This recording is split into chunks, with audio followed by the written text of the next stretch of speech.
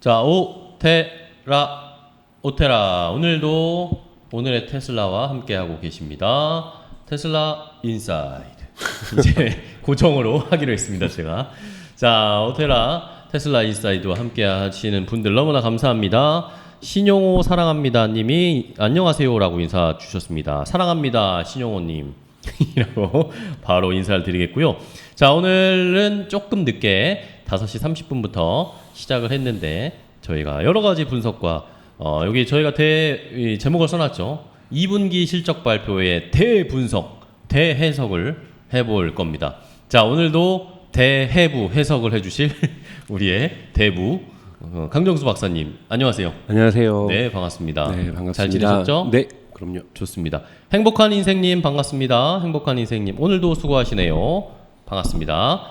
자, 그리고 아쿠아님, 늘 1등으로 오시는 아쿠아님, 그리고 JH님, 놀라운 어닝과 터무니없이 떨어진 주가, 정말 세상은 요지경이라는 댓글을 달아주셨는데, 자, 뭐 오늘 실적 발표 여러분들 다 보셨죠? 어떻게 해석을 하실지 박사님의 의견이 정말 궁금한 상황이고, 요 댓글을 보시고 밑에 흐흐님이, 히읗히읗님이 더 사면 그만이야 라고 떨어지면 오히려 더 사면 된다 라는 그런 의견을 주셨습니다. 저도 그런 생각 이하 동문입니다. 자, 오테라 오늘의 테슬라는 여러분들과 함께 만들어가는 테슬라를 분석하고 앞으로의 주가에 대해서 전망해보는 유튜브 채널입니다. 여러분들이 궁금하신 점이 있으시면 언제든지 지금 댓글을 달아주시면 저희가 자세하게 그런 내용을 포함해서 분석도 해보고 이야기도 해보고, 저희가 몰랐던 내용이 있었으면 혹시 여러분들만 알고 계신 게 있으면 댓글을 올려주셔도 저희도 함께 팩트 체크를 해보면서 이야기 나눠볼 수도 있습니다. 자, 그러기 위해서 여러분들 저희 오테라와 함께 해주세요. 구독, 좋아요, 알림 설정, 그리고 저희 오테라를 주변 분들에게 많이 알려주시면 감사하겠습니다. 링크도 친구에게 보내주시고 우리 뭐 자녀분에게도 보내주시고 네, 이거 한번 봐봐라 라고 보내주시면 감사합니다. 그리고 저희 함께 저희가 하는 이야기가 너무 재밌었다, 유익했다 라고 하시면 그냥 가지 마시고 구독을 하시고 그리고 슈퍼챗 또 쏘시면 저희가 또 더 행복하죠, 그죠? 그리고 여기 보이시죠? 지난주부터 저희가 오테라 광고주 모집을 아예 직접적으로 돌직구로 던지고 있습니다. 누가 받으실 건지 저희 돌직구를 너무 세게 던졌나요? 자, 여기 공간 여러분들이 알리고 싶으신 것이 있으면 언제든지 저희에게 연락을 주시면 저희가 도움을 드릴 거고요. 지금은 여름 특별, 무더위와 장마와 힘든 상황이기 때문에 여름 특별 세일을 진행하고 있습니다. 언제든지 연락 주시면 저희가 소개도 해드리고 함께 알리고 도움을 드릴 수 있도록 최선을 다하도록 하겠습니다. 자, 오늘도 많은 분들이 와주십니다. 42분이 벌써 와주고 계신데 42분 오시면은 댓글로 인사도 달아주시고요. 주변 분들과 다른 분들과도 인사 나눠주시고요. 그리고 저희가 7월 초에 이벤트를 했잖아요. 이벤트를 해가지고 저희 멤버십에 가입을 하시면 박사님의 책을 선물로 드리는 이벤트를 했습니다. 이벤트를 했더니 많은 분들이 가입을 해주셨고, 그래서 저희가 책을, 박사님의 친필 사인이 담긴 책을 보내드렸습니다. 받으신 분들도 계실 거예요. 받으신 분들 댓글에도 저희가 몇 번 봤는데, 받으신 분들은 인증해 주셔도 좋습니다. 저 책 받았어요. 너무 재밌게 읽고 있습니다. 아니면 벌써 완독 다 읽었습니다 하시는 분들도 있으니까 네, 독후감을 짧게 올려주셔도 되고요. 자, 민철이님 안녕하세요. 민철이님 반갑습니다. 행복한 인생님 책 잘 받았답니다. 행복한 인생님. 네. 재밌게 읽으시고 계신지 소감도 남겨주시면 감사하겠습니다. 행복한 인생님. 자, 이렇게 저희가 오늘의 테슬라 또 본격적으로 이야기를 나눠보도록 하겠습니다. 민철이님 반갑습니다. 저도 반가워요. 오늘 민철이님은 댓글은 처음 뵙는 것 같습니다. 전에는 오셨던 것 같은데. 자, 그러면 오늘은 굉장히 중요한 날이기도 하죠. 저 딱 때마침 오늘 우리 시간으로 아침 새벽에 테슬라의 실적 발표와 컨퍼런스 콜, 어닝 콜이 있었습니다. 네. 여기서 무슨 이야기가 나왔는지도 체크해 봐야 되겠고, 앞으로 그래서 주가는 어떻게 될 것인가도 오늘 한번 대해석을 해 주실 겁니다. 네. 자, 그 전에 너무 이런 얘기만 했네. 박사님 어떻게 지내셨어요? 저 일주일 동안. 뭐 똑같죠. 뭐 좀 바쁘게 좀 지내긴 했어요. 바쁘세요? 왜 이렇게 바쁘세요? 아니 이번 주가 조금 일정이 좀 있어가지고 잠도 많이 못 자고. 아이고. 그리고 또 이거 본다고 또 아침에 새벽에 일어나고. 그래서 오늘 또 판교도 갔다 오시고 네. 멀리 갔다 오셔가지고 박사님이 그렇지만 대해석을 자세하게 해주실 테니까 많은 분들 기대해 주시고 궁금한 점 오늘 어닝콜 실적을 보고 궁금한 점이 있었다 그런 분들은 댓글을 지금 막 올려주세요. 그럼 저희가 다 체크해 뒀다가 한번 궁금한 점을 알려드릴 시간을 갖도록 하겠습니다. 자 그러면 오늘의 테슬라 오늘 상황을 확인해 보도록 하겠습니다. 테슬라의 주가를 바로 확인하면서 오늘 시작을 해볼 텐데 자 일단은 어제 미국 시장은 테슬라가 결국에 하락 마감을 했습니다. 네. 이게 지금 어제 하루 동안의 차트인데 사실 초반에는 좋았어요. 초반에는 298달러까지 올라갔습니다. 그래서 와 300 다 왔나? 라고 했는데 항상 298달러. 네, 298달러. 그래서 300 다 왔나? 라고 했는데 역시나 항상 요런 뭔가 딱 떨어지는 숫자에서는 그거에 못 미쳐서 항상 떨어지게 마련이에요. 주식이라는 게 약간 그렇습니다. 저항이 있기 때문에 300 가나 싶었는데 그 뒤로부터 떨어지기 시작했고 장 막판에 그래도 조금 하락을 줄이면서 291달러 26센트의 거래를 마쳤습니다. 네. 근데 뭐 장외 거래라든지 네. 지금 벌써 또 거래가 시작됐는데 좋지 않죠. 네. 자, 그럼 말씀해 주신 것처럼 장 마감하고 나서는 그 실적이 나왔죠. 네. 장 마감하고 나서 테슬라 실적이 공개가 되고 나서 이것에 대한 여러 가지 해석들과 계산 주파나를 튕기는 투자자들의 머리 굴러가는 소리가 들렸습니다. 그러면서 오히려 주가가 애프터 아워에서 4%가 넘게 떨어졌습니다. 그래서 279달러 7센트의 애프터 아워에서 거래가 어느 정도 마무리가 됐고요. 지금 말씀해 주신 것처럼 이제 또 미국 시장 개장을 앞두고 있는데 지금 시작 전 거래에서 또 역시 3%가 떨어지고 있습니다. 3% 정도 떨어지면서 한 280달러 초반 요 정도의 가격의 흐름이 이어지고 있고 그러니까 어쨌든 어제보다는 한 10달러 정도 떨어지면서 시작을 할 것으로 예상이 됩니다. 자, 일주일 동안의 흐름을 볼까요? 테슬라 최근에 5거래일 일주일 정도는 완만하게 상승을 하다가 어제 오전에 298달러로 고점을 찍고 그 다음에 잠시 내려왔고 오늘도 아마 장에서 조금 하락이 나올 것으로 예상이 되고 있는 상황입니다. 자, 이 외에도 미국 시장의 전반적인 흐름 좀 체크해 드릴게요. 자, 테슬라가 실적을 발표했고, 사실 최근에 미국 시장은 굉장히 분위기가 좋습니다. 그렇죠. 마이크로소프트라든지 애플이라든지. 네. 주가가 많이 올라가고 있고, 실적 발표하는 기업들도 실적들이 꽤나 잘 나오고 있습니다. 자, 기업 실적 기대감에 어제 일단 뉴욕 3대 지수가 전부 다 상승하면서 거래를 마감했고요. 자, 이러면서 말씀드렸던 것처럼 주요 기업들의 실적 발표, 테슬라도 실적 발표했지만 얼마 전까지 미국의 금융투자 은행주들 뭐 뱅크 오브 아메리카나 뭐 골드만삭스나 이런 금융주들이 실적 발표했는데 생각보다 괜찮았습니다. 네. 이러니까 금융주들도 막 올라가고 이런 것들 때문에 지금 실적을 발표한 S&P 500 기업 가운데 78%의 기업이 예상치를 상회하는 순이익 실적을 발표했습니다. 이러니까 이러면 기업 실적이 생각보다 좋네. 이러면 경기 침체는 안 올 수도 있겠다. 경기 침체 아니면 연착륙으로 서서히 좀 회복될 수 있겠다. 여기에다가 얼마 전에 제닛 옐런 재무장관이 미국 재무장관이 미국은 경기 침체 없을 것이다. 그렇게 위험한 상황이 아니다라는 식으로 확언을 했습니다. 이러면서 시장이 조금 경기 침체 안 오겠구나. 그러면 이런 위험 자산에 투자를 조금 더 해야 되나? 라는 심리들이 발동이 되면서 주가가 최근에 많이 올랐습니다. 이러면서 뉴욕 3대 지수가 지난해 4월, 그러니까 작년 4월입니다. 1년이 넘었죠. 작년 4월 이후에 최고치를 계속 경신을 하고 있고요. 특히 다우 지수 같은 경우에는 8거래일 연속 지금 상승세를 나타내고 있고 2019년 9월, 그러니까 코로나 전이었죠. 코로나 전 2019년 직전. 9월 이후에 최장기간 상승세를 보여주고 있습니다. 이렇게 뉴욕 시장은 굉장히 좋은 흐름을 나타내고 있고요. 자, 우리 시장은 조금 전에 마감한 시장은 어땠을까요? 우리 시장은 이번 주에는 코스피는 별로 좋지가 않습니다. 코스피는 지금 계속 좀 조금씩 떨어지고 있는데 코스닥 시장은 너무 좋아요. 코스닥 시장이 아까 지금 다우가 8거래일 올라갔다고 했죠.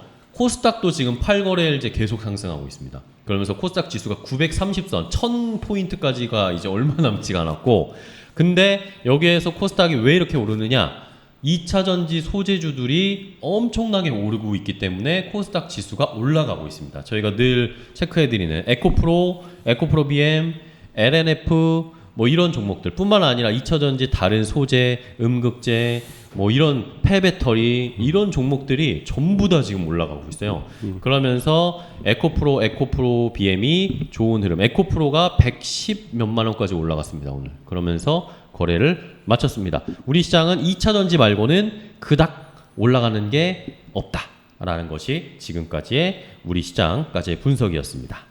자, 많은 분들이 또 오셨습니다. 저희가 이렇게 이야기하고 있는 중에 반갑습니다. 자, 그린이88님 안녕하세요. 저도 처음 채팅합니다. 감사합니다. 오늘 테슬라 실적 발표 나름 열심히 공부를 했는데 저는 실적 좋게 보고 있습니다. 세세한 내용까지는 다 모르는 시장이 이를 제대로 이해하지 못한 것 같아서 속상합니다. 라는 의견 주셨습니다. 막되무스 님도 항상 잘 듣고 있습니다. 감사합니다. 막되무스. 막시무스 아니고 막되무스. 자, 그리고 제주 바른마음 문무침 연구소님 반갑습니다. 너무나 감사해요. 오늘도 화이팅입니다. 달리기 하면서 함께 하겠습니다. 라고. 제주 문무침 연구소님은 운동을 열심히 하시는 것 같아요. 그죠? 뭐 원더풀합니다. 네. 문무침 연구소님도 책 받으셨으면 인증해 주세요. 감사합니다. 자, 그러면 많은 분들이 궁금해하시는 벌써 77분이나 오셨네. 자, 그렇다면 오늘 가장 많은 분들이 궁금해하시는 이 2분기 실적 발표를 분석을 본격적으로 박사님께 부탁드려 보도록 하겠습니다. 저 같은 경우에는 오늘 실적 보고 저희가 박사님의 그런 해석들을 많이 들어서 그런지 저는 이 정도면은 잘 나온 거 아니야? 라고 생각했거든요. 아까 뭐 그린이님이나 아까 H 우리 어떤 분이었어 JH님이나 이런 분들처럼 저도 그렇게 생각을 했는데 박사님은 어떻게 보셨어요? 사실 뭐 시장의 기대치보다는 뭐 좋게 나왔다고 볼 수가 있지만 제가 오늘 말씀드리겠지만 이제부터는 장밋빛만 있을 것이야라고도 기대한 분들이 있었는데 그 부분은 좀 만족스럽지 않았기 때문에 좀 그런 부분이 있고요. 지금 제가 발표하는 거는 저는 어차피 주식 차트를 보는 것이 아니기 때문에 주가 차트를 보는 것이 아니기 때문에 앞으로 주식 주가가 어떻게 되겠다는 말씀을 드리는 것이 아니고 저는 이제 경영학을 전공을 했기 때문에 기업 분석 차원에서 이것이 갖고 있는 회계 분석에서의 나오는 수치들의 의미들을 좀 말씀을 드리면서 좋아요. 앞으로 이런 것들이 어떻게 갈 것인지 좀 말씀을 드리겠습니다. 지금 갖고 있는 저 화면 보시면 가장 큰 이 이슈가 이제 수익률 저하가 어디까지 갈 것이냐. 수익률이 이번에도 저하가 됐는데 떨어지긴 떨어졌지만 시장의 기대치보다는 덜 떨어져서 그러니까요. 이게 그래서 좋은 거 아니냐 그러는데 쉽게 얘기해서 많은 사람들이 투자자들이 기대하고 있는 것은 뭐냐면 이게 수익률이 바닥을 쳤다. 바닥치고 이제는 올라오는 단계다. 이거를 기대하고 있는 거예요. 그렇죠, 그렇죠. 근데 이번 발표를 보니까 바닥을 친 것 같지는 않다라는 느낌을 받았습니다. 그런 사실 표현 안 했고 왜냐하면 CF 정도가 일론 머스크 나온 다음에 어닝콜 끝나고 나서 컨퍼런스 콜에서 사실은 CF 정도가 나와서 이것이 수익률의 바닥이다. 라고 한마디 정도만 해줬으면 시장의 반응은 대단히 좋았을 거라고 좀 봐요. 근데 충분히 수익률이 더 떨어질 수도 있다고 얘기를 하는데 저는 더 떨어질 수 있다는 인상을 받았어요. 왜냐하면 이번에도 수익률이 이렇게 떨어졌던 이유는 첫 번째는 생각보다 딜리버리 숫자 증가에 비해서 매출 증가폭이 그러니까 제가 생각했던 것보다는 좀 매출 증가폭이 많지는 않았고 지금도 물론 매출이 증가한 거지만 두 번째 같은 경우에는 제가 생각하지 못했는데 R&D 지출이 이번에 꽤 많았다라고 얘기를 하고 있어요. R&D 지출이 많았고 또 하나는 사이버 트럭을 생산하는데 그 투자가 많았다라는 거예요. 흔히 말하는 카펙스라고 그러죠. KPEX라고 하죠. KPEX 투자가 뭐 늘어났다라는 거하고 당연하게 저도 그걸 생각했었어야 되는데 제가 예측을 하는 글을 하나 썼었는데 그 부분을 제가 생각을 하지 못했던 부분이 제가 조금 아쉽고요. 그래서 이런 부분들이 계속된다면 앞으로 계속해서 공장을 짓고 생산 공장의 효율화 이런 부분들을 가져가기 위해서는 많은 돈이 투자될 되고 이렇게 되면은 이윤율을 수익률을 하락시킬 수 있는 요인이 되고요. 또 하나 이번에 일론 머스크가 컨퍼런스 콜에서 얘기를 했죠. 3, 4분기 딜리버리 숫자가 2분기보다 높지 않을 수 있다. 그것은 베를린 공장과 오스틴 공장이 생산성을 증대시키는 효율화를 위해서 일시 조정에 들어간다 그랬어요. 아, 그러니까 그렇죠, 그렇죠. 그러니까 이런 부분들이 메시지가 나오는 것은 기대치를 낮춰주는 거거든요. 3분기 딜리버리가 낮을 수도 있다라는 얘기를 해준 거고, 저는 지금 이제 베를린 공장 같은 경우에도 지금 50만 대 생산 캐퍼시티에서 100만 대 생산 캐퍼시티로 증대시키기로 이번 주에 결정이 났잖아요.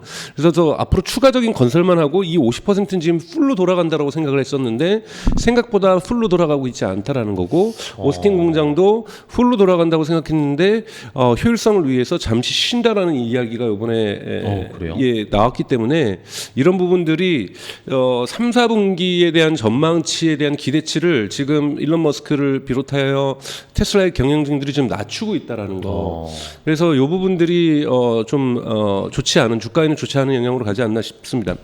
이 수익률 저하가 있지만 가장 지금 진행되고 있는 건 하면 보시면 프라이스 워 때문인 거죠. 그렇죠. 프라이스 워가 저희가 이거 테슬라 오테라 하면서 계속 하고 있는 얘기잖아요. 사실은 지금 테슬라의 가격은, 평균 가격은 한 두 자릿수 정도, 퍼센트율로 보면 두 자릿수 정도 10%가 넘게, 뭐 거의 20% 가까이 낮아졌잖아요. 가격이요. 그렇게 가격이 낮아졌다라는 건 그만큼 수익률이 하락을 받을 수밖에 없다라는 거고, 여러분도 지난 시간에 저희가 말씀드렸던 것처럼 폭스바겐 같은 경우에는 거의 $1,750, 지금 유럽에서 팔리는 거에 반값이에요. 50% 정도.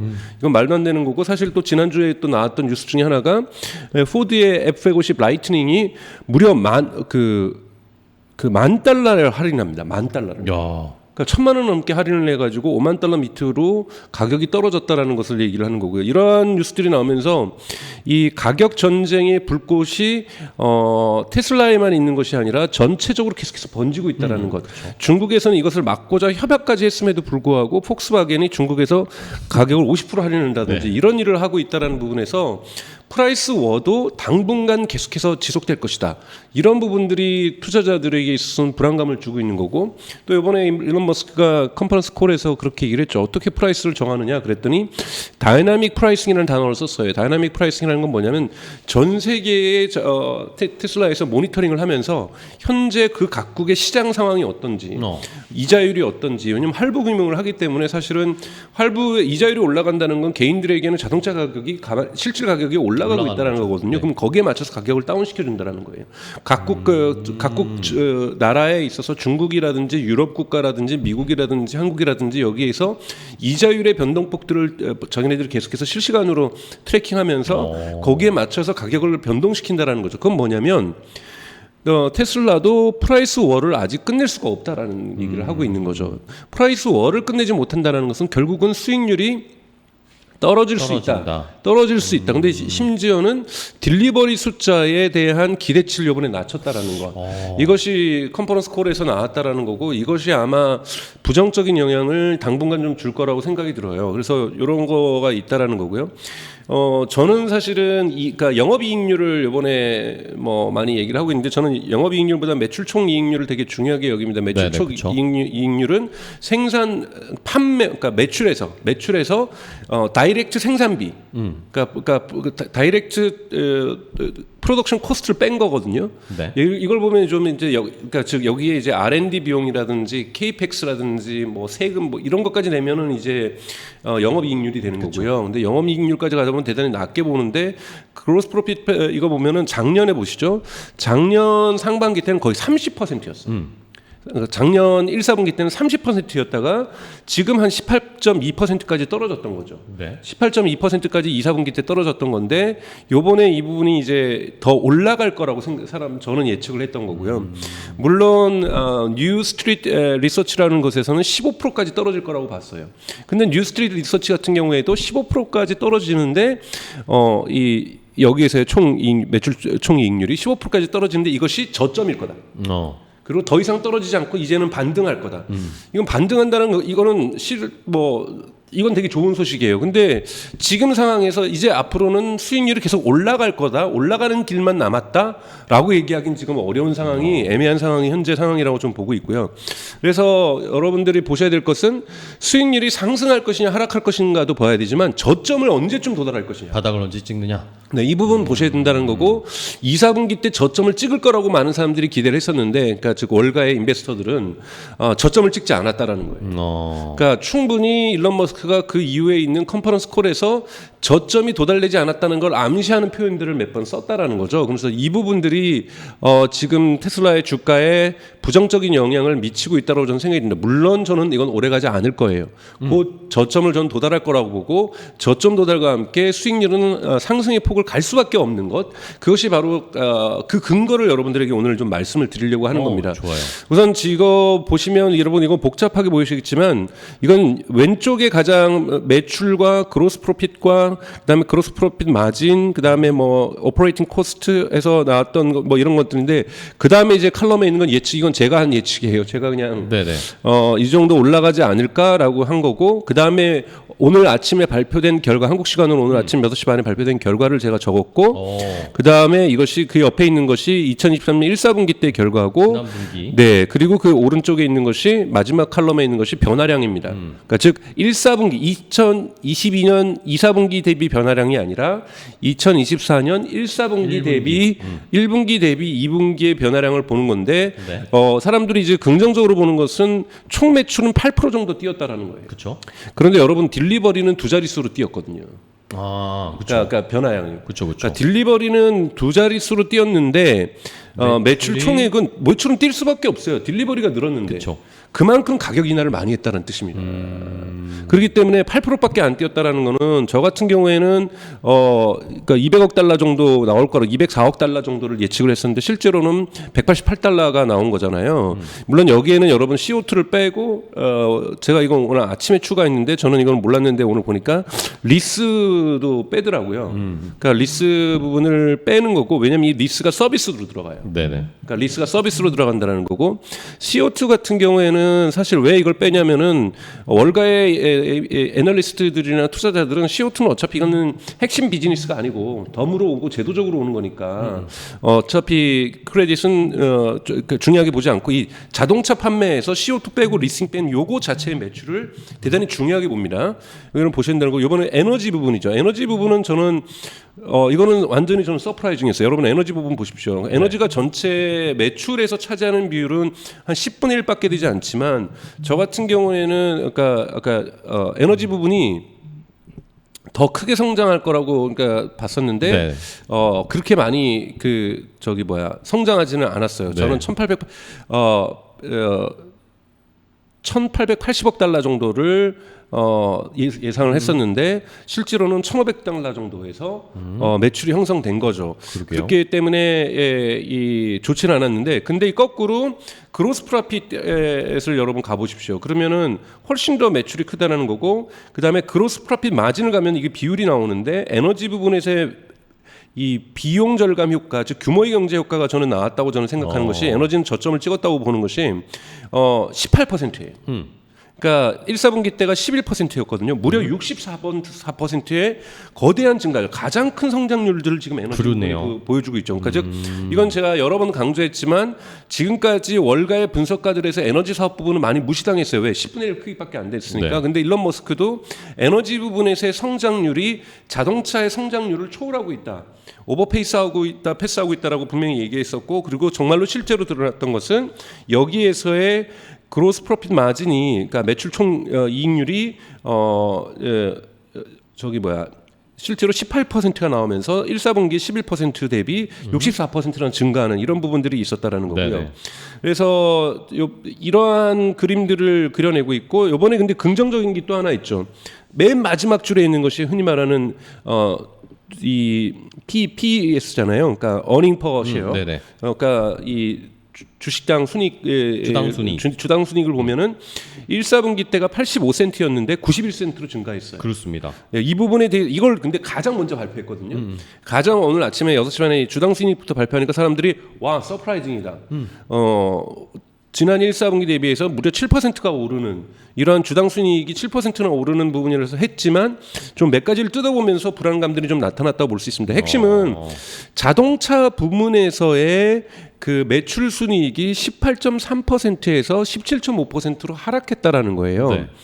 자, 근데 이 하락의 실제 월가의 컨센서스보다는 높게 나왔어요. 높게 나왔어요. 그래서 사람들이 어닝 서프라이즈다라고 얘기를 했지만 저는 올라갈 거라고 좀 기대를 했었고 그리고 근데 이제 17.5%가 중요한 게 아니라는 거예요. 15%가 나와도 심지어는 괜찮을 수 있어요.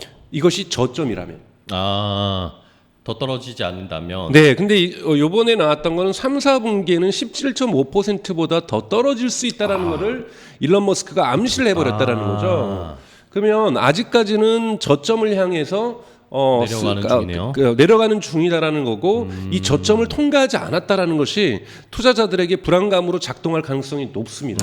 그렇네요. 그래서 저는 요 부분만 본다라면 제가 뭐 주가에 대한 전문가는 아니지만 주가의 주식에서의 랠리가 어느 정도 하방 압력을 받을 수 있다라는 것. 하락한다는 뜻은 아닙니다. 제가 뭐 주식 전문가가 아니기 때문에 네. 하방 압력을 받는다라는 거죠. 부담이 되는 거죠. 왜 이것이 저점이 아니기 때문에. 그리고 빨리 저점이 와야 된다라는 거예요. 그렇죠. 바닥을 찍어야죠. 이 부분이 요번에 가장 2, 4분기 실적 발표에서의 핵심 저점이 오지 않았다라는 것. 그러니까 수익률 하락에 있어서의 저점이 좀 빨리 왔으면 좋겠다는 바람이 있는 거고요. 저점이 오진 않았지만 요번에 기대치보다 높았던 이유는 뭐냐면은 베를린 기가 팩토리하고 이 소식이 많이 있었거든요. 텍사스 기가 팩토리가 풀로 작동하기 시작하면서 여기서 규모의 경제 효과가 나타나기 시작한다. 여러분 규모의 경제 효과라는 건 뭐냐면 제가 자동차를 1000대 생산하다가 1500대 생산했는데 비용이 예를 들면 그전에 500대 그러니까 같은 비율로 올라가지 않는다라는 거예요. 그렇죠. 그러니까 상상량이 100% 올랐으면 비용도 100% 올라야 되는데 그러지 않고 비용은 50%만 오른다. 그렇죠. 30%만 오른다. 이게 규모의 경제 효과거든요. 근데 베를린 기가 팩토리하고 텍사스 기가 팩토리가 규모의 경제 효과가 나타나고 있다라고는 보도가 나왔어요. 분석가들이. 근데 제가 보기에도 베를린과 텍사스에서 규모의 경제 효과는 나타나고 있지만 그렇게 크지 않다라는 거예요. 왜 그러냐 하면 텍사스 기가 팩토리에 지금 사이버 트럭에 대한 생산 투자가 이루어지고 있다라는 거예요. 그러다 보니 어차피 이 비용 부분에서 이런 부분이 좀 많다라는 부분이 있다라는 거고 물론 그건 이제 영업이익률이고 매출총이익률이니까 사이버 트럭 투자하는 비용은 안 치는 거겠죠. 네. 하지만 이 텍사스 기가 팩토리에서 생각했던 것보다 그러니까 오스틴이라든지 베를린에서 규모의 경제 효과가 완전하게 나타나지 않았다라는 것들이 이번에 수익률 하락에서 보여주고 있다. 그래서 이런 부분들 좀 보시고요. 그래서 심지어는 뉴스트리트 리서치 같은 경우는 15.6%라고 대단히 뉴스트리트 리서치가 되게 유명한 곳이에요. 테슬라의 애널리스트 중에서는 되게 유명한 사람이 여기 있고 저 같은 경우도 종종 참조를 하는데 뉴스트리트 리서치 같은 경우에는 테슬라 분석에 있어서 애널리스트에서는 대단히 좋은 유명세를 타고 있는 이런 애널리스트를 갖고 있는 분석 기관이라고 볼 수 있는데 여기서는 이번에 15.6%까지 봤었어요. 그래서 근데 제가 아까 말씀드렸던 것처럼 15.6%가 저점이다. 그 저점인 이유는 기가 팩토리 두 개에서 규모의 경제 효과가 나타나기 시작한다라는 것이라고 얘기를 했고 그 다음에 수익률의 저점이는 규모의 경제 효과가 나타난다는 얘기를 했고 그 다음에 또 하나는 것은 그래서 규모의 경제에서 앞으로 2% 정도 상승 그러니까 3, 4분기 때는 차량 생산이 많을수록 효율성이 증가해서 심지어는 3, 4분기에 2% 정도의 상승 효과가 있다. 그러니까 15점 몇 %에서 2%가 더 뛰면 17점 몇 %를 가진 거죠. 그 다음에 또 원자재 가격이 하락을 하고 있으니 그렇죠. 여기에서도 2% 정도 수익률이 뛸 수 있다. 스트리트 리서치에서는 그러면 4%가 올라가는 거잖아요. 15%에서 그럼 19% 벌써 가는 거죠. 가까이. 그리고 자연 비용 절감 효과가 있기 때문에 3% 해가지고 무려 7%가 뛸 가능성이 있다. 그러니까 올해 3, 4분기나 4, 4분기 내에 7%가 뛴다라는 건 20%를 다시 회복할 수 있다라는 부분이에요. 그래서 사실 이 분석이 맞다라고 한다라면 여러분 3, 4분기에서는 그러니까 2분기하고 3분기 사이에 저점을 통과할 수도 있어요. 예. 그러면 3, 4분기에서 서프라이징이 올 텐데 3, 4분기의 가장 큰 지금 단점은 뭐냐? 일론 머스크의 직접적인 언어 표현에 의해서 딜리버리 숫자가 2분기보다 낮아질 가능성이 있다라고 얘기하는 것. 그렇죠. 왜? 공장을 쉬니까. 그러니까 그러면 그 공장이 쉬고 난 다음에는 생산성이 더 높아지겠죠. 그렇겠죠. 그래서 이 공장이 다시 풀 가동하는 시점까지는 좀 기다려 봐야 된다라는 것이 제가 보는 좀 관점이고요. 그래서 이 저희가 기다리고 있는 것은 이 규모의 경제 효과, 운영 레버리지가 빨리 풀로 나타나기를 기다린다라는 거고, 이것이 본격적으로 나타나면 바로 저점을 통과한 거다. 그래서 저점을 통과하는 시기는 제 생각에는 그러니까 2, 4분기하고 3, 4분기 사이, 그러니까 즉 3, 4분기 내에 발생할 가능성이 저는 있다라고 보고 있는 거고, 그 저점을 통과하는 것은 지금 현재 일론 머스크의 얘기로 되려면은 베를린 공장과 오스틴 공장이 효율성을 위한 재배치를 위한 공장 구조 어떤 세팅을 완료한 시점부터는 충분히 나타날 수 있다. 그렇기 때문에 3, 4분기가 끝나는 지점 전에 저점을 통과할 가능성이 있다라는 거예요. 그런데 3, 4분기가 3개월이기 때문에 3개월 중에서 끝부분에 만약에 나타난다면 1, 2개월은 그 저점의 그렇죠.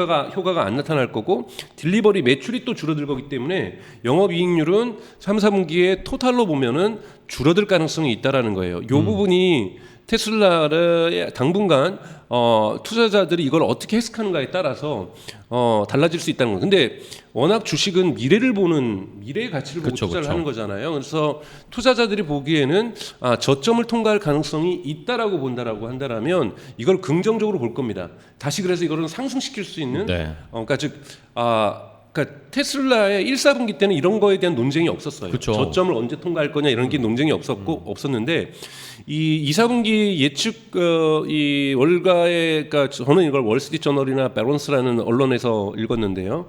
그러니까 저점 통과 논쟁이 있었다라는 것 자체만으로도 좋은 신호라고 보고 있습니다. 1, 4분기 때는 이게 없었는데, 그래서 이거를 만약에 미래 가치에 대한 평가로 본다라면은 당분간 조금의 랠리가 멈출 수는 있지만 다시 랠리를 시작할 수 있는 가능성들은 충분히 있다라고 좀 말씀을 좀 드리고 싶어요. 네.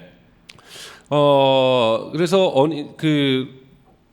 왜 그러냐면 주가를 상승시킬 수 있는 또 다른 신호가 이번에 나왔죠. 여러분 화면 잠깐 보시죠. 네. 뭐냐면 일론 머스크가 공식적으로 얘기를 했어요.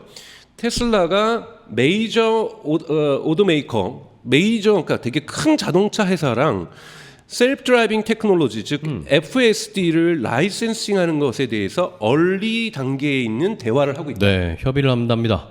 이거 뭡니까, 여러분? 테슬라 인사이드. 이런 네. 말이 실현됐습니다. 저희 예측이 맞았던 거잖아요. 그러니까요, 박사님이. 그러니까 이런 소식들이 이제 누적이 되고, 오늘 같은 경우에도 닛산도 NACS를 쓰겠다고 발표를 했어요. 그렇죠. 그러니까 이런 신호들이 계속 나오게 된다라면 주식을 다시 상승시키는 압박으로, 힘으로 분명히 주가를 상승시키는 힘으로 작동을 할 거고, 또 하나 이번에 2, 4분기 실적 발표 전에 주가가 또 랠리를 강하게 쳤던 이유가 사이버스트럭의 첫 번째 생산 그 모습을 드러낸 거잖아요. 그렇죠. 공개를 했죠. 네, 앞으로 이거는 시리얼하게 만든 거 아닙니다. 뭐 이렇게 시퀀스하게 만든 것이 아니라 한 번 만들어 본 거예요. 튜닝하듯이 완성품을. 완성품을 만들어 본 거기 때문에 대량 생산 체제, 즉 램프업 단계로 지금 사이버 트럭이 들어갔다는 건 아니고요. 사이버 트럭의 램프업은, 그러니까 본격적인 양산 시스템은 2024년부터 본격화될 거고, 첫 모습을 조금씩 드러내는 것은 올해 10월 정도나 9월이나 10월 정도 지금 그러니까 생산이 되기 시작할 거라는 거예요.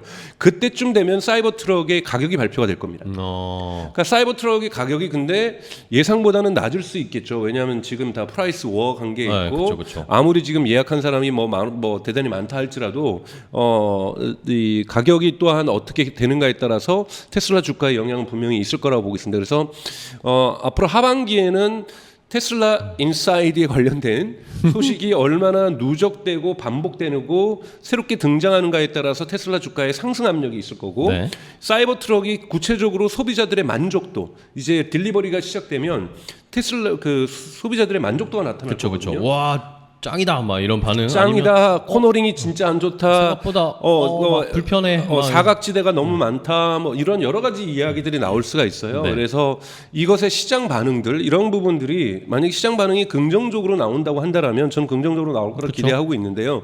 그렇게 된다라면 테슬라 주가는 다시 상승 압박을 상승 압력을 그러니까 힘을 상승의 힘을 가질 거라고 보고 있습니다. 그래서 지금 현재 상황으로 본다면 2, 4분기를 다시 한번 좀 실적을 요약을 하면은 네네.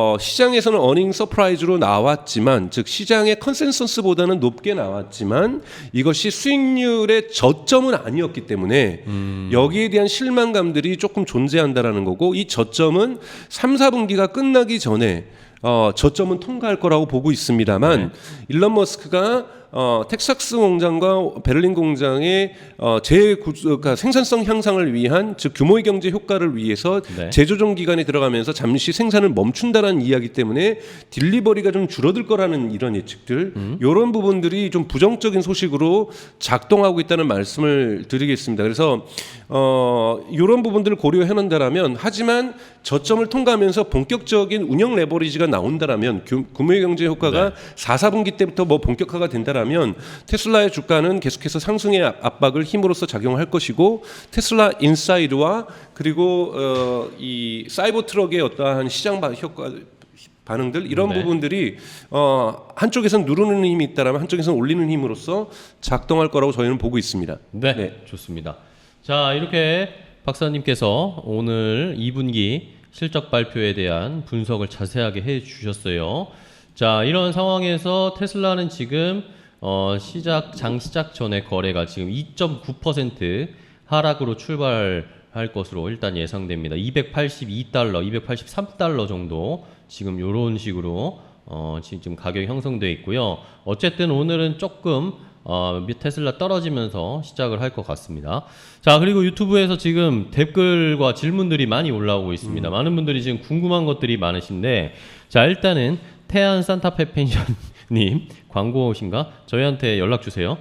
자, 맞죠 하시고 행복한 저녁 시간 되세요 라고 해주셨고, 자, 윤재용님이 FSD가 제일 중요하다고 보고 경기 상황에 따라서 많이 파는 것을 목표로 세운 것 같다. 그런 목표를 세운 것 같다. 제조업체 아마도 포드일 것 같은데 FSD 협의 중이라고 발표 아까 저희가 보여드렸죠. 이게 라이센싱만 되면 차량 판매는 그다지 중요하지 않은 상황이 될 수 있는 거 아닌가요? 이런 의견을 가지고 계십니다. 어떻게 보세요?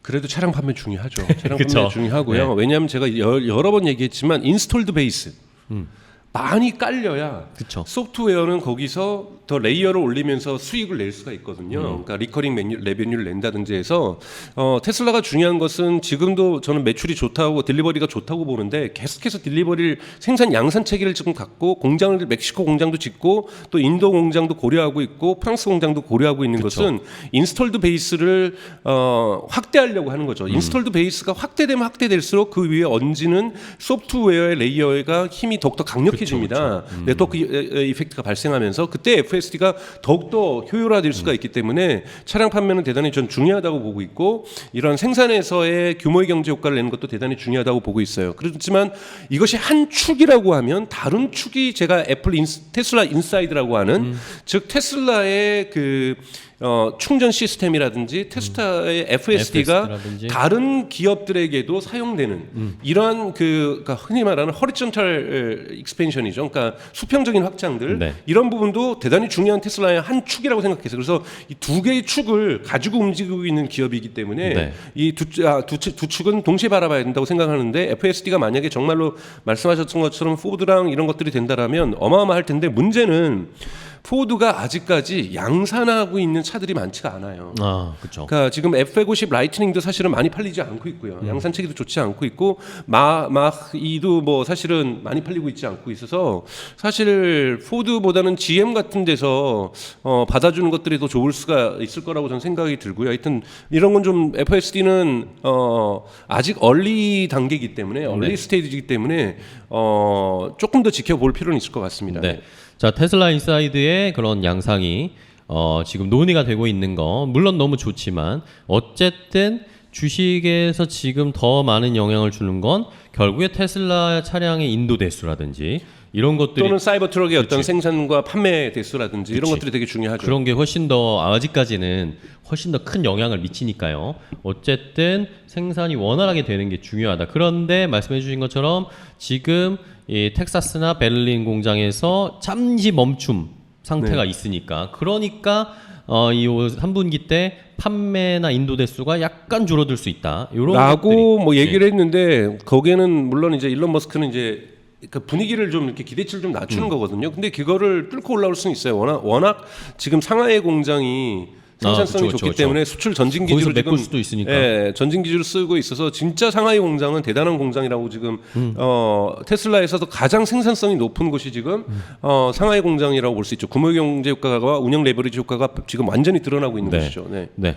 자, 일단 이렇게 어쨌든 테슬라 측에서나 일론 머스크가 약간 기대치를 눈높이를 약간 낮춰서 좀 워워 진정시키려고 하는 모습은 보였습니다. 실제로 생산량 인도 대수가 어느 정도인지는 뭐 까봐야 알겠죠. 또 3분기가 돼서. 근데 조금 낮아질 수 있다. 일론 머스크 말대로 조금 낮아질 수 있다라는 마음의 준비를 저희가 하고 있어야 대비를 할 수 있으니까요. 그런 것들은 참고를 해주세요. 자, 그다음 아까 말씀해주신 매출 총 이익률의 저점 논란 여러 의견들이 있습니다. 지금 평정신님께서는 2분기가 저점일 확률이 큽니다. 1분기 매출의 50%는 가격 인하 전 물량이었고 2분기는 온전히 가격 인하 물량인 상태에서 어닝이었기 때문에 그로스 마진, 넷 인컴 마진, EPS 3분기 이후에는 떨어질 이유가 별로 없을 것 같다라는 예상이세요. 평정식님은. 근데 JKW님은 일론이 말한 내용 중에 시장 상황, 금리에 따라서 가격 할인이 있을 수 있다고 한 것 같은데 맞아. 그건 제가 다이나믹 프라이싱이라고 네네. 말씀을 드렸죠. 그러면 저점은 시장 상황에 따라 올 수도 안 올 수도 있는 거 아닌가요? 이런 시장 상황 때문에 저점이 조금 더 달라질 수 있지 않을까라는 생각을 하시네요. 물론 그렇게 볼 수 있죠. 왜냐하면 매출 가격이 더 이상 인하하지 않으면 네. 매출 가격에 인하하지 않은 상태에서 코스트가 더 떨어진다라고 한다라면 그쵸. 이미 저점을 통과했을 수도 있습니다. 근데 이거는 이제 어떻게 될지를 아직 우리가 예측을 못하는 상황인 거고. 근데 이제 왜 제가 그 아직 저점이 아닐 수도 있다고 얘기를 한 거냐면. 네. 베를린 공장과 텍사스 공장이 생산성 향상을 위해서 세팅을 새롭게 한다 그랬어요. 그건 뭐냐면 여기 아직까지도 운영 레버리지의 여지가 더 있다라는 거잖아요. 그쵸. 그러니까 생산성 향상을 위해서, 즉 규모의 경제 효과를 위해서 텍사스 오스틴 공장과 베를린 공장의 세팅을 새롭게 하기 위해서 잠시 쉰다. 브레이크를 한다. 이건 뭐냐면은 그 이후에 더 비용을 절감시킬 수 있는 여지가 발생한다라는 거잖아요. 그렇기 때문에 이때 저점이 올 가능성이 높다라고 저는 보고 있는 거죠. 네. 그렇습니다. 자, 결국에는 박사님은 근데 뭐 제 말이 다 맞을 수 있는 건 아니고 충분히 이런 그쵸, 부분들 그쵸. 주장들이 다 저희는 뭐 같이 이야기하면서 저희가 맞춰 나가는 거니까요. 참고를 하시고 서로의 생각을 좀 공유하신 다음에 결정을 한 번 더 판단을 해보셔야 되겠죠.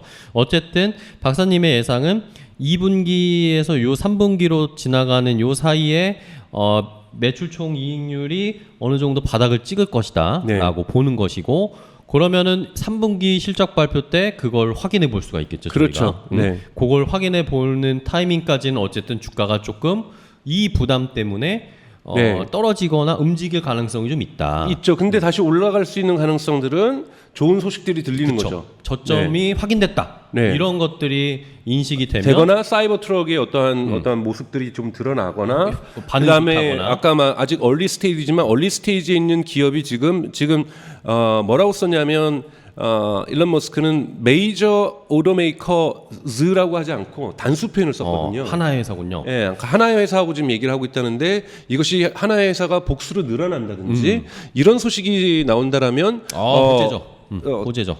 호재로 작동할 가능성이 있습니다. 사실은 NACS로 지금 이 충전 방식이 단일화되고 있는 것은 이미 다 주가에 반영이 됐다고 저는 보고 있어요. 그쵸. 워낙 지금 유행처럼 전 자동차 회사들이 이걸 받아들이고 있기 때문에 저는 현대기아차도 어쩔 수 없이 받아들일 거라고 봐요. 근데 현대기아차도 받아들인다고 해서 주가가 다시 막 올라가고 이런 거는 이미 반영이 되어 있기 이미 큰 때문에 회사들이 다 들어갔어. 네네네 들어가서 이것이 주가의 호재로서 작용을 했고 의미 있게 작용을 했기 때문에 아마 이러한 FSD가 다른 데서 라이센싱을 받겠다는 정보가 나오면은 이거는 주가에 대단히 긍정적으로 작동할 가능성이 있습니다. 그래서 얼리 스테이지의 대화가 빨리 성공하는 대화로 이끌어지길 저희가 희망하는 거고, 그리고 단수의 자동차 오토메이커만이 아니라 복수의 카메이커들이 여기에 참여하게 된다라면 어마어마한 효과가 있을 거라고 FSD에 있는 효과가 있을 거라고 보고 있습니다. 그렇습니다. 자, 다음 질문 또 민철이 님이 스타링크와 도저컴의 성공이 FSD의 최종 성공 단계가 되지 않을까요? 어떻게 생각하세요? 그거는 제가 지난번에 말씀드렸던 것처럼 스타링크는 하지만 도저 슈퍼컴퓨터는 지난번 시간에 저희가 네, 말씀을 드렸잖아요. 말씀해 7월 1일부터 도저 컴퓨터를 지금 빌드업하기 시작하고 있죠. 그래서 이것이 완성되는 것이 내년 중반 정도 되고 있고요. 그러니까 도저 컴퓨터는 계속해서 확장하는 겁니다. 그래서 도저 컴퓨터가 나온 이유, 그러니까 도저 컴퓨터가 필요한 이유에 대해서 일론 머스크가 이것이 FSD에 결정적 기여를 할 거라고 얘기를 했기 때문에 FSD의 완성 단계로 가기 위해서는 도저 컴퓨팅이 필요하다는 거고, 또 하나는 이번에 일론 머스크가 세운 X.AI라는 회사를 저희가 지켜볼 필요가 있죠. AI 회사를 세우면서 뭐라고 얘기를 했냐면 뭐 우주의 진리를 이해하겠다, 뭐 이거는 그냥 헛소리인 거고 미션인 거고요. 네. 실질적으로 그가 얘기했던 게 뭐냐면 뭐 학습은 뭐 트위터의 데이터를 가지고 학습하겠다 그랬지만 테슬라에 도움이 될 거라고 그랬어요. 그러니까 테슬라에 도움이 된다는 건 뭐냐면 FSD를 진화시키는데 지금까지는 컴퓨터 비전이라고 하는 이미지 중심의 학습을 중심으로 해왔다라면 여기에 언어 모델로 발전한 인공지능을 결합을 시키면 완성도가 더 높을 수 있다라는 기대감을 말씀을 드리는 겁니다. 즉 FSD는 컴퓨터 비전이라고 하는 파운데이션 모델이 아니에요. 네. 파운데이션 모델이 아니고, 그 다음에 이 거대 언어 모델이라고 하는 것은 지금 챗GPT가 나오는 이런 것들은 파운데이션 모델인데, 지금 일론 머스크가 암시한 거는 FSD를 파운데이션 모델과 결합시켜서 서로 상호 보완적으로 만들면서 완성의 단계로 나가겠다고 얘기를 했기 때문에 거대 언어 모델 뭐 당장 지금 개발 들어갔다고 해서 바로 뭐 다음 달에 나올 수 있는 건 아니기 때문에 저는 FSD가 완성되는, 미국에서 최소한 완성되는 시점을 2025년 정도로 보고 있습니다. 그래서 물론 2025년 정도가 완성이라는 것은 그전에는 뭐 쓸모없다가 아니라 그전에도 훌륭하게 쓸모가 있는 거고요. 그쵸? 우리가 생각하는 완성 단계라고 하는 거는 2025년 정도는 도저 컴퓨터도 내년 그러니까 8월 달에 완성이 되고 그러니까 이 풀로 계획하고 있는 것이, 그리고 거대 언어 모델도 내년 가을 정도는 돼야 X.AI에서 나올 거고, 이것이 FSD랑 결합하면서 FSD의 완성도를 마지막 1% 뭐라고 얘기를 했냐면, 여러분 웨이모의 CTO가 뭐라 그랬냐면, 우리가 90%의 자율주행에 대한 퍼포먼스를 이루면 이거는 실제로는 10%밖에 이룬 게 아니다. 나머지 10%가 90%라고 얘기를 해요. 네. 되게 중요한 거거든요. 그러니까 9대 1의 법칙이라고 얘기를 합니다. 자율주행에 있어서는. 그러니까 즉 90%까지 이룬 거는 전체 걸리는 시간의 10%밖에 안 걸린다라는 거예요. 이 디테일을 네, 나머지 10%를 완성시키는데 전체 완성의 시간에 90% 시간이 걸린다라고 웨이모의 CTO는 얘기하고 있습니다. 그래서 지금 FSD도 사실은 되게 높은 수준에 와 있지만 마지막 완성에 있어서 시간이 걸리는 이유는 이것이 개발하는 데 있어서 원래 지금까지 이런 원칙들이 되고 있는 90대 10의 법칙 때문에 그렇습니다.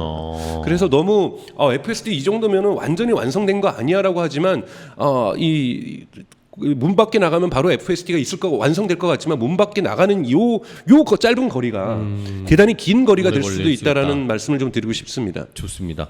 자, 저희 모테라를 보시는 분들 중에 테슬라 또 유저 실제 타시는 분들이 항상 이야기 많이 하세요. FSD를 박사님 너무 과소평가하는 거 아닙니까? FSD가 얼마나 좋은데, 이런 이야기들 댓글들이 많이 달렸거든요. 근데 요 대답으로 조금 그분들의 궁금증이 해결이 되셨을 것 같아요. 네, 마지막 디테일까지 잡기 위해서 그 시간이 굉장히 오래 걸릴 것이다. 네. 그런 것들을 체크를 해주셨습니다. 그리고 간단한 질문 하나, 겔장님, 4680 배터리 이번에 수율을 좀 올라왔다고 하는데 이건 어떻게 보시나요? 좋은 거죠. 수율이 올라온. 하지만 여러분 4680 지금 배터리 커버리지가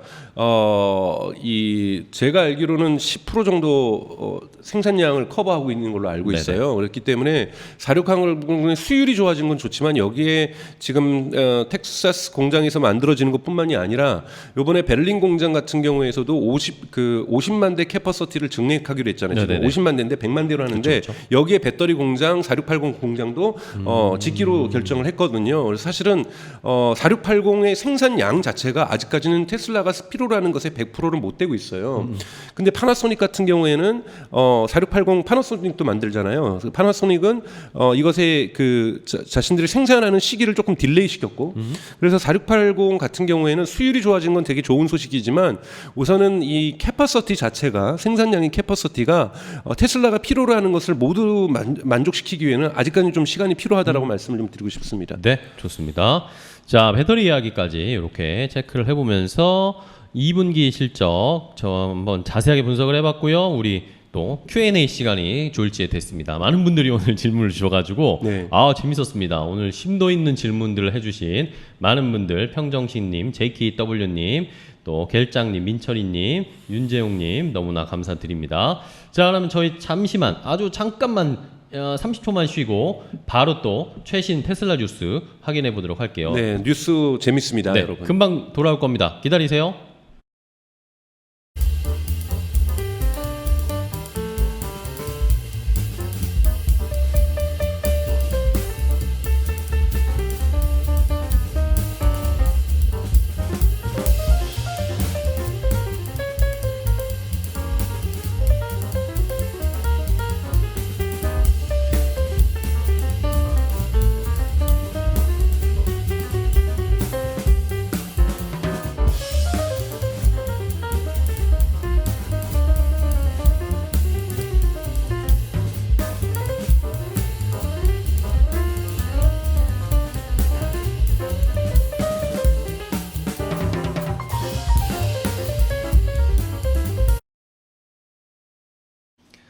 자, 오테라 5화 테슬라 인사이드 다시 돌아왔습니다.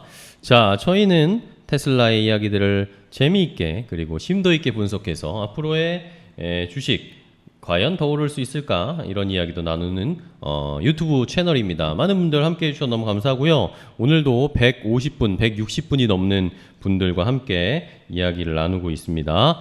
자, 여러분들 구독, 좋아요, 알림 설정 주변 분들에게 홍보하는 거 잊지 마시고요. 지금 내 영상을 보고 있더라도 구독하지 않으신 분들이 150분 가운데 분명히 계실 겁니다.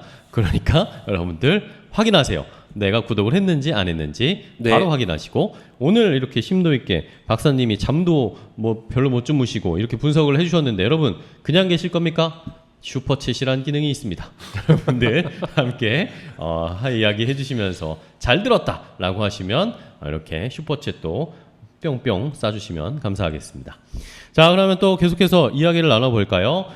테슬라 최신 뉴스들을 함께 체크를 해보면서 박사님의 인사이트, 시각을 함께 확인해 보도록 하겠습니다. 자, 일단은 여기 JKW님 뜨끔 바로 구독요. 그 보세요. 안 하신 분들이 계신다니까요. 여러분들도 확인을 해보세요. 자, 146분 계신데 화장실 가신 분들 빨리 돌아오십시오.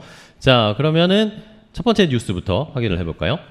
자, 차값 내렸는데도 테슬라 순이익 급증. 그래도 숙제를 받은 일론 머스크 왜일까요? 라는 기사였습니다. 아까 박사님이 말씀해 주셨지만 굉장히 좋은 실적 발표다라고 해석한 기사들이나 그렇게 본 시각들도 굉장히 많았습니다. 네. 그렇기 때문에 이런 기사들이 나왔고요. 자, 이러면서 뭐 간단하게 체크를 해드리면 테슬라가 올해 2분기에 순이익이 27억 300만 달러, 우리 돈으로 3조 4천억 정도가 됩니다. 지난해 같은 기간보다는 20% 늘어났어요. 1년 전보다는 20% 늘어났고 주당 순이익 EPS도 91센트를 기록했죠. 네, 그건 대단히 크게 오른 거죠. 그렇죠. 시장이 예상했던 게 82센트였는데 거의 9센트가 올랐습니다. 1달러도 이제 거의 다 근처에 와 있어요. 주당 순이익이. 자, 매출도 전년 동기 대비해서 47%나 증가를 해서 249억 2,700만 달러. 시장이 예상했던 거, 레피니티브가 예상했던 게 244억 7천만 달러였으니까 시장의 예상을 훨씬 뛰어넘었습니다. 매출도 순이익도 주당 순이익도 다 높아졌습니다. 시장의 기대보다 높였고요. 그런데 문제는 여기에서 나오는 그래도 일론 머스크가 왜 숙제를 받았느냐? 테슬라의 2분기 영업이익률이 9.6%를 기록했는데 작년에 같은 동기에는 14.6%를 기록했습니다. 그러니까 최근에 5분기 중에 가장 낮은 영업이익률을 기록했다라는 겁니다. 그리고 여기에 추가적으로 박사님이 그렇게 강조하시는 제일 중요하시기에 생각하는 매출 총이익률도 18.2%로 낮아졌다는 거죠. 지난 1분기에 19.3%였지만 이거보다 낮아졌다라는 겁니다. 그리고 이게 바닥이 아닐 수도 있다. 더 내려갈 수 있다라는 것들 때문에 시장에서는 어쨌든 주가가 조금 떨어져 버렸습니다. 네. 네. 뭐 하여튼 이번 발표는 사실은 긍정적인 소식과 함께 부정적인 소식은 아니에요. 그러니까 저희가 이런 걸 보면서 봐야 될 건 뭐냐면 네. 테슬라가 지금 받고 있는 도전이 무엇인가. 이 도전을 근데 지금 당황해하면서 어쩔 줄 몰라야 하는가. 답을 못 찾고 있느냐. 이런 아니면 그것은 명확하게 시기가 지나가면은 해결될 수 있는 문제고 그쵸. 이거는 지금 어떤 문제 때문에 지금 발생한 거고 예를 들면 영업이익률이 낮은 이유는 R&D 그러니까 카펙스 투자가 많아서 사이버 트럭 만들기 위해서 투자하니까. 도저 만들기 위해서 비용이 많이 이런데 드니까. 소프트웨어 이번에 개발에 또 많은 돈 들어갔더라고요. 그러니까 이런 식으로 돈이 많이 들어가기 때문에 영업이익률 같은 경우에는 많이 떨어진 거라고 볼 수가 있다라고 볼 수 있고 매출 총 이익률 같은 경우에는 아직까지 그 규모의 경제 효과를 완전하게 구현해내고 있지 못하다. 즉 예를 들자면 베를린 공장이라든지 텍사스 공장에는 언박스드 프로덕션 프로세스가 아직 작동되고 있지 않아요. 네네. 예, 그러니까 그 무인 차량 운반은 쓰고는 있지만은 기가 프레스는 쓰고 있지만 여러분 제가 인베스터 데이 때 테슬라가 얘기했던 앞으로 생산비를 비용을 50%더 낮출 거라고 얘기를 했어요. 그쵸. 지금 거에. 그럼 그 50% 낮춘 것이 지금 베를린 공장과 텍사스 공장이 구현되고 있느냐? 그렇지 않다라는 거죠. 근데 이것이 곧 구현되기 위해서 자꾸 브레이크를 하는 겁니다. 상하이 공장도 정기적으로 브레이크를 하는 이유들이 이 생산성, 그러니까 브레이크를 하고 나면은 생산성이 더 좋아지는 거, 더 좋아지는 겁니다. 그러니까 이런 부분들에서 앞으로 비용을 더 낮출 여지는 더 있다. 그렇죠. 이것이 저는 긍정적으로 보는데 시장에서는 빨리 이게 저점을 통과했으면 좋겠다. 그러니까 그쵸. 완전히 운영 레버리지를 100% 풀로 작동시켰으면 좋겠다라는 것이 기관 투자자들의 기대치라고 볼 수가 있습니다. 그렇습니다. 어쨌든 이번에 잠시 주춤하지만 그것이 오히려 생산성을 더 높이는 비용은 더 줄이게 할 수 있는 그런 투자를 하는 거니까 요걸 한번 기대를 해보겠습니다. 첫 번째 뉴스 확인해봤고요. 자, 다음 두 번째 최신 뉴스. 이번에는 테슬라 자율주행 기술 다른 회사에도 판매할 거다라는 뉴스입니다. 오늘 이번에는 한 두 개 정도의 뉴스는 컨퍼런스 콜에서 나왔던 이야기들을 네네. 체크해 볼 텐데 아까도 뭐 말씀드렸지만 네. 일론 머스크가 완전 자율주행 소프트웨어를 비롯한 하드웨어를 다른 완성차 회사들의 라이선스로 제공하는데 나는 개방적으로 생각하고 있다라고 이야기를 했습니다. 이미 OEM 제조사와 협의도 하고 있다라고 컨퍼런스 콜에서 이야기를 했습니다. 네. 자, 이러한 상황에서 테슬라의 자율주행 기술은 카메라 기반 기술로 되고 있는데 또 다른 자동차 업체들의 자율주행은 또 라이다 같은 센서를 이용해서 사용하고 있는 거기 때문에 이게 또 어떻게 호환될 수 있을까? 이거를 하려면 또 시간이 걸리지 않을까? 뭐 그런 의견들도 나오고 있어요. 그렇지 않죠. 왜냐하면 라이다를 이용하는 것은 크루즈라든지 웨이모예요. 네. 지금 제가 보기엔 크루즈하고 웨이모하고 얘기하고 있지 않을 거거든요. 예를 들면 포드의 예를 들면 라이트닝 150이라고 우리가 한번 쳐보죠. 거기에다가 예를 들자면 거기는 지금 카메라 센서 정도만 갖고 있단 네네. 말이에요. 그러니까 여러분 FSD는 FSD에 맞는 하드웨어가 있습니다. 제가 한번 설명을 드렸던 것처럼 지금 하드웨어 3를 쓰고 있죠. 네네. 근데 곧 하드웨어 4도 나온단 말이에요. 거기에 맞게끔 사실은 하드웨어 수준을 세팅을 해줘야 돼요. 그래서 하드웨어 3냐 4냐 이런 것에 맞춰줘야 되는 거고 협의를 한다라는 건 그쪽에서의 생산 라인의 변화를 가져올 수밖에 없어요. 근데 그것이 네. 어차피 그 하드웨어를 FSD에 맞는 하드웨어를 써야 되잖아요. 그렇죠. 그러니까 즉 안드로이드에 맞는 하드웨어를 스택을 갖다가 보통 삼성하고 구글하고 조정을 합니다. 애플은 뭐 자기 스스로가 조정을 하는 거고요. 그리고 샤오미하고도 구글하고는 조정을 해요. 안드로이드 OS에 맞는 그 스마트폰의 스택을 조정을 하죠. 스펙이라든지. 그러면 이런 조정들이 분명히 거쳐져야 되는 거기 때문에 뭐 그쪽은 자율주행을 하고 있는 시스템에 우리 FSD로 대체되는 것이 아니라 아예 FSD든 자율주행이든 오토파일럿 기능이 없는 차에다가 테슬라의 FSD를 이식하는 거거든요. 이식하기 위해서는 그냥 솔루션만 까는 게 아니라 거기에 맞는 하드웨어 세팅 구성도 새롭게 해야 되는 거고 생산 라인의 복잡성이 더 증가할 수 있는 거기 때문에 이거 충전기 바꾸는 것보다는 더욱더 고난이도의 일이라고 볼 수 있습니다. 알겠습니다.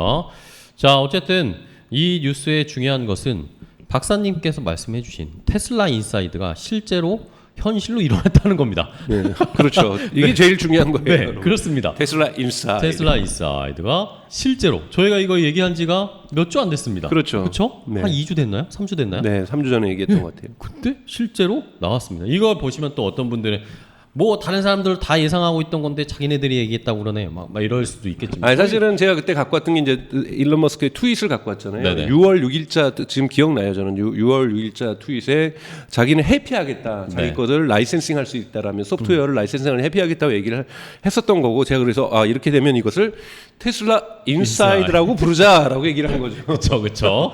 자, 그렇게 어쨌든 진짜 현실화가 되고 있습니다. 네. 어느 정도로 또 속도로 추진될지 한번 기대를 해보도록 하겠습니다. 왜냐하면은 NACS 방식으로도 주가가 그 통합되는 걸로 주가가 많이 올랐는데 FSD로도 이렇게 되면 주가가 또 오를 기대감 한번 저는 가져봅니다. 그러면서 매수 타임을 잘 잡아야 되겠죠. 매수 요정이 전해드렸습니다. 자, 다음 또 이야기를 나눠볼까요? 다음 뉴스는 역시 컨퍼런스 콜에서 있었던 이야기입니다.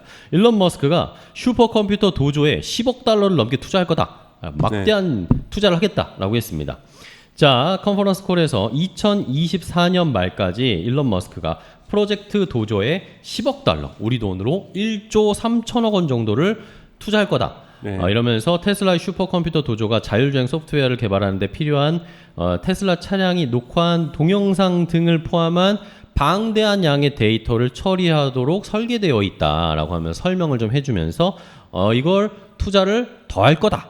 10억 달러 할 거다라고 했습니다. 이러니까 또 이쪽에서는 아니 그게 뭐가 중요한데 10억 달러나 또 투자하냐 비용을 또 그렇게 쓰냐라고 하면서 또 볼멘 소리를 하는 사람들도 있었지만 어쨌든 저희는 이걸 반겨야겠죠. 그럼요. 이거 제가 지난 시간에 했었잖아요. 네. 저희가 지난주에 해서 도조 컴퓨터가 7월부터 생산에, 그러니까 이 슈퍼컴퓨터를 생산에 들어갔어요. 네. 그런데 이것이 생산이 되면은 완전한 완성품을 갖고 있을 때 투여되는 게 아니라 요만큼 완성해서 집어넣고 요만큼 완성해서 집어넣고 요만큼 완성해서 집어넣고 이런 방식인데 이것이 내년 그러니까 뭐 제가 읽었던 영어 기사에는 내년 어거스트 그러니까 8월 정도에 완성이 된다고 하는데 여기에 이제 특이점이라는 건 지금까지 슈퍼컴퓨터가 전혀 없었던 건 아니에요. 테슬라의 슈퍼컴퓨터가 있었는데 거기에는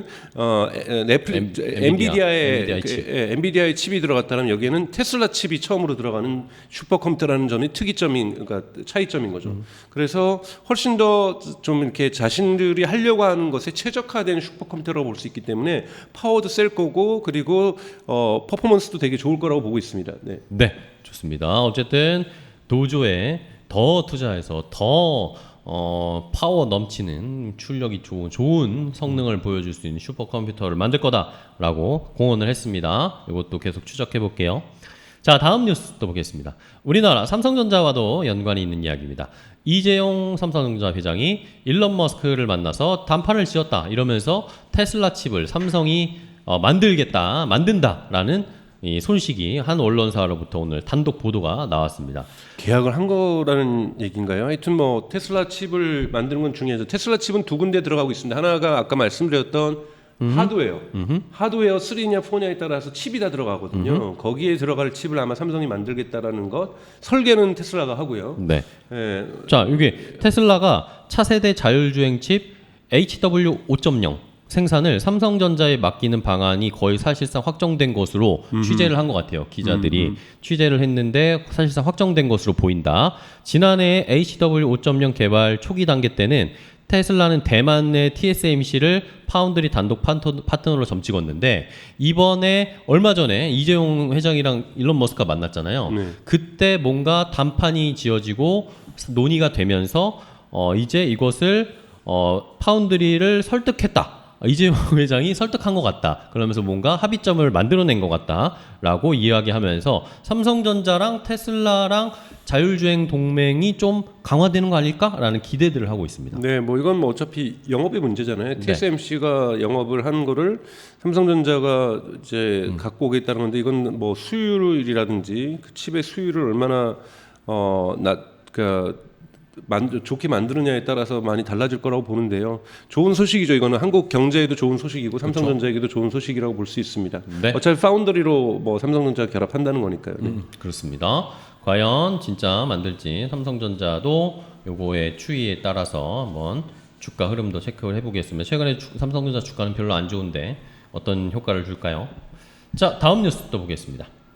다음 뉴스는 또 현대차와 테슬라를 좀 비교해 볼 수밖에 없는 뉴스가 나왔는데요. 자, 업계에 따르면 중국에서 만든 모델 Y RWD 후륜구동, 어유 밖에 사이렌이 막 지금 많이 울리고 있습니다. 모델 Y RWD 후륜구동 모델이 우리나라에서 출시가 되자마자 불티나게 팔리고 있다라는 소식이었습니다. 판매량이 공개가 딱 몇 대가 팔렸다 이런 공개되지는 않았는데 이미 올해 3분기 중에 고객에게 넘겨줄 수 있는 물량보다 주문 규모가 더 많은 것으로 현재까지 이런 커뮤니티나 지금 시장의 상황들을 봤을 때 많은 사람들이 사고 싶어 하는 것 같습니다. 자, 이러면서 모델 Y의 공식 판매가가 5,699만 원으로 정해졌습니다. 자, 이게 왜 중요하냐면 5,699만 원이면 우리나라에서 정부가 정한 보조금을 받을 수가 있는 가격이에요. 자, 이러면서 5,700만 원이 기준이거든요. 그거보다 딱 이렇게 아래로 책정을 한 거죠. 자, 이러면 정부에서 주는 보조금, 지자체에서 주는 보조금 이런 것들을 합치면 700만 원 정도 받을 수가 있을 거다라고 지금 계산이 나오면 그러면 가격이 어떻게 됩니까? 5천만 원. 4천만 원대로 내려갑니다. 그렇죠. 모델 Y가. 이러면서 비교를 하는 거죠. 아이오닉 5가 지금 서울에서 살 때 보조금을 지원을 받으면 4,550만 원 정도의 보조금을 지원받았을 네, 보조금 받으면 4,550만 원 정도에 살 수가 있거든요. 그러면은 모델 Y RWD 가격이 만약에 아까 말씀드린 700만 원 보조금 받으면 300만 원, 400만 원 정도밖에 차이가 안 난다는 겁니다. 그러면 사람들이 이럴 바에 테슬라 모델 Y 나도 타볼까? 이럴 수가 있다는 그렇죠. 거죠. 모델 Y는 대단히 좋은 차고 잘 만든 차기 때문에 인기가 있을 거예요. 그렇습니다. 네. 근데 이게 중요한 것은 기존의 모델 Y는 가격이 비쌌잖아요. 네. 그러니까 아이오닉 5보다 4천만 원이나 비쌌습니다. 근데 이게 지금 400만 원 차이로 격차가 줄어든, 물론 중국에서 만든 거긴 하지만 격차가 이렇게 생기면 사람들이 관심이 생기고 그러면서 지금 주문이 많아지는 거다라는 거죠. 그렇죠. 그리고 모델 Y가 지난번 저희가 한번 말씀드렸던 것처럼 1, 4분기 때는 인류에서 그렇죠. 가장 많이 팔렸던 차, 베스트셀링 그러니까 예, 가솔린이나 디젤까지를 포함해서 더 베스트셀링카로 등극을 했던 차기 때문에 아마 가격 인하를 되면 효과는 무진장 클 거라고 보고 있고 이미 효과가 나타나고 있는 거라고 볼 수 있습니다. 우리나라에서도 모델 Y가 굉장히 많이 돌아다닐 것으로 또 예상이 됩니다. 자, 사실 분들은 한번 잘 참고해주세요. 현대차 죄송합니다. 자, 다음 뉴스. 테슬라 아까 말씀해 주신 건데 테슬라가 독일 공장, 독일의 기가팩토리, 베를린 기가팩토리에 2배 증설을 추진하고 있다라는 소식이었습니다. 유럽의 생산 기지, 독일의 공장 규모를 2배 늘리는 방안을 추진하는데 지금 연간 최대 생산이 50만 대인데 이걸 100만 대로 늘리고 배터리의 생산량도 50기가와트시를 추가해서 더 생산량을 증대시키려고 하고 있다라는 겁니다. 물론 여기에 이건 너무 테슬라 우리 주주분들과 투자하는 분들에겐 좋은 일이지만 이제 근데 또 독일에 계신 분들 여기 공장 근처에 사시는 분들은 네. 요거에 대해서 좀 반대를 하고 계신다고 쉽지 해요. 않아요. 독일에서 50% 하기로 했다고 해도 이거 네. 저기 주민들이 법적으로 소송 걸고 그러면 되게 오래 걸릴 거라고 보고 있어요. 여기가 이제 베를린 브란덴부르크 공항 제가 베를린에서 10년 가까이 살았기 때문에 네. 되게 자연이 좋은 지역이거든요. 되게 자연이 좋은 지역인데 그거를 좀 훼손하게 된다는 효과가 있기 때문에 아마 이 계획을 해도 주민들의 반대가 존재한다고 하면은 당장 내일부터 공사 시작할 수 있고 이러지는 못할 거예요. 그러니까요. 어쨌든 독일은 또 환경 규제나 이런 것들이 굉장히 또 촘촘하게 되어 있기 때문에 이 지역 주민들이 물 부족 문제를 좀 걱정을 한다고 합니다. 이 테슬라 공장이 뭔가 더 증축하고 더 생산량이 많아지면 물 부족과 관련된 문제가 생길 수 있어서 이것을 좀 우려하고 있다. 어쨌든 2배를 증설을 하지만 그 속도가 굉장히 빠르지는 않을 수도 있다라는 것은 체크를 해보도록 하겠습니다. 자, 다음 뉴스 또 보겠습니다. 테슬라 전기차 이제 햇빛으로 충전을 한다라는 뉴스입니다. 태양광으로 차량을 충전할 수 있는 차지 온 솔라라는 서비스 기능이 미국과 캐나다에 공식 출시됐답니다. 이야, 좋은데요? 태양광 시스템에서 생산된 잉여 태양광 에너지를 사용해서 자동차를 충전하는 거죠. 그런 다음에 또 초과 에너지를 사용해서 전기차를 충전하면 가정의 태양광 시스템의 가치가 극대화될 거다라고 테슬라에서 이야기를 하면서 미국과 캐나다에서 일단 시작을 했답니다. 네, 원래 테슬라가 처음 시작할 때 솔라시티라는 독립적인 회사를 갖고 있다가 테슬라랑 일종의 인수 합병을 한 거죠. 그래서 테슬라가 제가 오늘도 실적 분석에서 얘기했지만 에너지 부분에서는 대단히 많은 공을 들이고 있습니다. 왜냐하면 테슬라의 미션이 예를 들면 X.AI가 우주의 진리를 이해하자는 것처럼 이러한 서스테이너블 지속 가능한 경제로 세상이 바뀌는 것이 테슬라의 사명이거든요. 그렇죠. 그렇기 때문에 이 자동차만 만드는 것이 아니라 소프트웨어만 만드는 것이 아니라 에너지 부분에서도 재생에너지에 대한 이 비중들이 되게 높다라는 말씀을 좀 드리고 싶습니다. 네. 자, 요 햇빛, 해로, 태양광으로 충전하고 집에서 쓰는 에너지를 자동차로 충전하고 요걸 또 왔다 갔다 할 수 있게 사용할 수 있는 이런 시스템 우리나라에도 빨리 이런 것들 좀 많아졌으면 좋겠어요. 자, 다음 마지막 뉴스. 전기차의 패권을 노리는 테슬라 제국 충전기 160조 원 이상의 가치를 가지고 있다라는 기사입니다. 여러 가지 뭐 분석 기사들 여러 기자들이 쓰고 조사를 한 것 같은데요. 자, 어떤 내용이냐 하면은 이게 테슬라를 이끄는 일론 머스크의 야망이 보다 명확해지고 있다라고 이야기를 그 야망이 바로 테슬라 인사이드죠. 그렇죠. 테슬라 인사이드. 요걸 한마디로 요약하면 그거죠.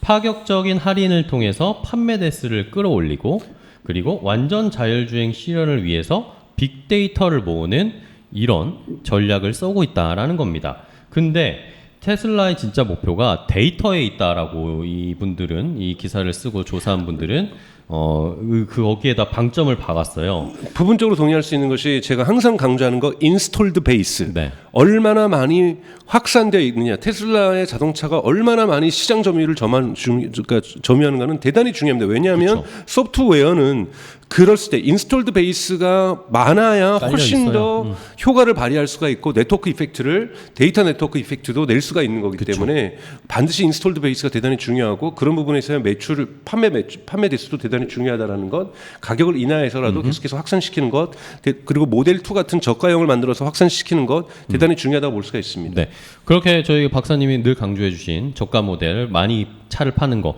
그렇게 파격적인 할인을 통해서도 많이 깔고 있습니다. 근데 이분들은 또 생각했던 게 저 이게 실제 팩트인지 모르겠는데 우리 구독자분들 들어보시고 한번 확인 좀 해주세요. 실제로 NACS 충전기 구멍이 5개가 있는데 그 중에 3개가 전력 공급 충전을 하는 3개의 구멍이고 2개는 데이터를 수집하는 그런 기능이 있답니다. 이게 사실인지 잘 모르겠는데 그건 저도 잘 모르겠습니다. 네. 차종별로 배터리의 상태, 충전 속도 등의 정보를 테슬라의 충전 스테이션인 슈퍼차저를 통해 수집할 수가 있다라고 이분들이 얘기했고 테슬라 슈퍼차저를 쓰려면 모바일 앱도 필수적으로 깔아야 되는데 이것을 통해서도 마케팅 정보도 획득이 가능할 거다. 그러니까 이번에 NACS로 뭔가 통합시키고 여기 흡수를 시키면 거기에 다른 브랜드들의 차의 데이터도 함께 모을 수 있지 않나라는 이야기를 하는데 이것이 사실인지는 좀 팩트 체크를 해봐야 될 것 같습니다. 저도 이 뉴스를 어제 봤었거든요. 네. 어제 보고 그 얘기를 들었었는데 그러니까 정보를 빼갈 때는 동의가 필요해요. 그렇죠. 그거는 그 동의를 하지 않고 빼간다라는 건 불법이죠. 네. 네, 그건 미국에서나 유럽에서나 한국에서나 마찬가지거든요. 그거는 사전 동의를 해야만 하는 문제이기 때문에 그와 관련된 저희가 소식을 몰라서 한번 확인해 보도록 해보겠습니다. 네. 네, 좋습니다. 자, 팍지성님께서 전압 전류 관련 통신 프로토콜이 있습니다. 라고 이야기해 주셨습니다. 근데 이제 이것이 전압 전류와 관련 통신 프로토콜이 있다고 해서 차량의 뭐 운행 정보를 빼간다든지 주행 정보를 빼간다든지 이거하고 동일화되기는 어려운 거니까요. 그러니까요. 네. 그러니까 이게 슈퍼차저로 한다고 거기에 운행 주행 데이터가 나온다? 그거는 조금 확인을 해봐야 될 것 같습니다. 어쨌든 이 두 가지의 축은 맞는 것 같습니다. 차량을 많이 판매해서 저가로라도 많이 판매하고 그 다음 데이터를 많이 수집해서 도조 컴퓨터나 이런 것들을 활용해서 FSD나 이런 것들을 더 촘촘하게 완성시키는 것이 결국에 테슬라의 목표니 그게 테슬라 제국을 완성하려는 일론 머스크나 테슬라의 앞으로의 방향이다라는 것을 확인을 해봤습니다. 자, 오늘은 여기까지 해볼까요? 네. 오늘 30분 늦게 저희가 시작을 했는데도 170분 가까운 분들이 저희와 함께 끝까지 해주셨습니다. 너무나 감사드리고요. 네. 네, 저희가 오늘 또 너무 좋은 질문들을 많이 해주셔가지고 또 더 재미가 있었습니다. 그렇죠? 네, 더 맞습니다. 심도 있게 저희가 얘기를 하면서 막 이게 맞을까요? 이게 맞을까요? 네, 질문도 해주시고 저희가 틀리는 거 있을 수 있습니다. 그런 거 지적도 해주시고 다른 의견 있으시면 다른 의견도 말씀해 주시면 너무 고맙겠습니다. 좋습니다. 자, 언제나 여러분들과 함께하는 오테라 테슬라 인사이드 오늘은 여기까지 하겠고요. 다음 주에 저희가 또 좋은 내용 가지고 찾아뵙도록 하겠습니다. 감사합니다. 고맙습니다. 다음 주에 뵙겠습니다.